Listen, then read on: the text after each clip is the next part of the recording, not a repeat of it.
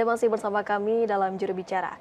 Pak Dirjen, mengenai publisher right yang sudah kita bahas sebelumnya, memangnya regulasi tentang publisher right ini sejatinya apa dan tujuan utamanya ini yang ingin dicakup apa, Pak Dirjen?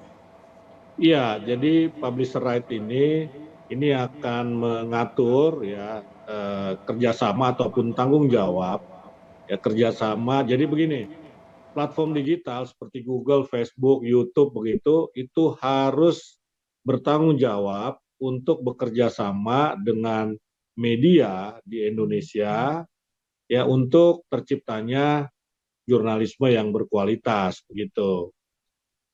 Jadi tujuan adanya publisher right ini adalah untuk menciptakan atau membangun ekosistem bisnis media yang sehat. Bisnis media selama ini dengan kehadiran platform digital dirasakan tidak sehat, tidak adil, tidak berimbang. Contohnya tadi 60% iklan itu dinikmati oleh platform digital global.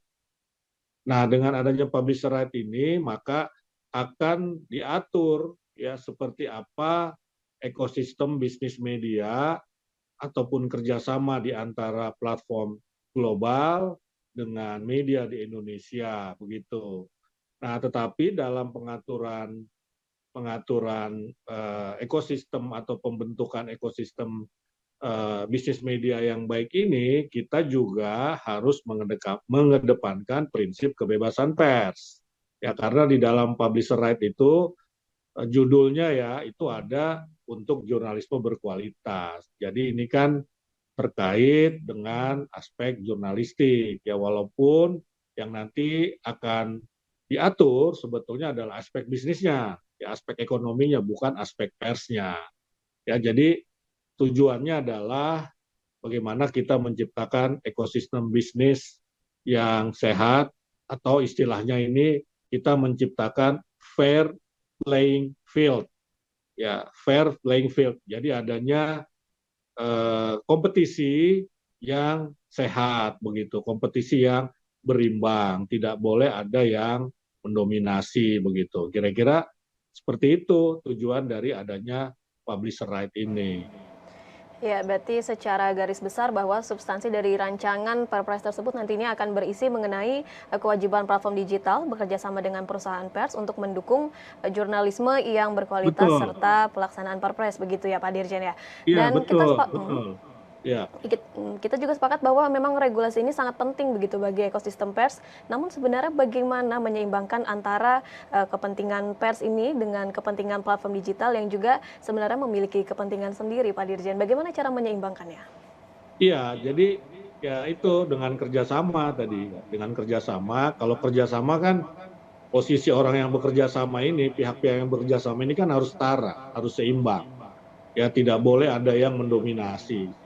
Kalau ada yang mendominasi itu namanya bukan kerjasama ya, tapi charity atau apa ya, menyumbang lah kan Menyumbang, begitu. baik. Ya menyumbang, ada yang tangannya di atas, ada yang tangannya di bawah begitu. Tapi kalau kita kerjasama, ini posisinya setara, ya seimbang begitu.